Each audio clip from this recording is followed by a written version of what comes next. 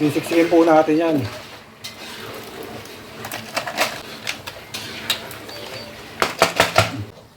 May printer naman, diba? Ganito ang bunga ng pili. Sa Bicol, pinapalambot lang ang balat nito at pwede mo nang gawing ulam.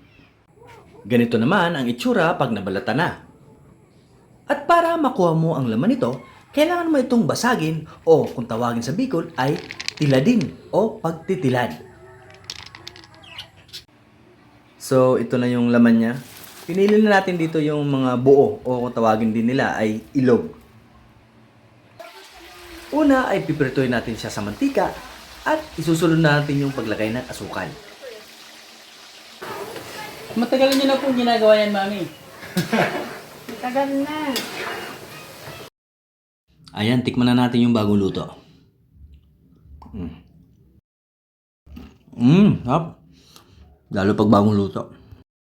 At syempre, magpapatalo ba ako? Syempre, magluluto rin ako ng version ko.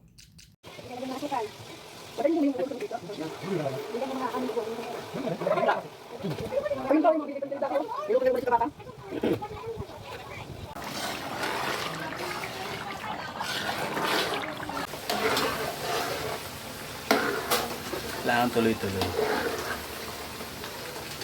Ito na ba? Ito na.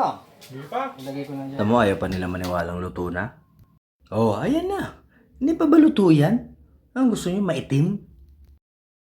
Ayan, sinilid na ni Tia. Tagal niya dumampot eh.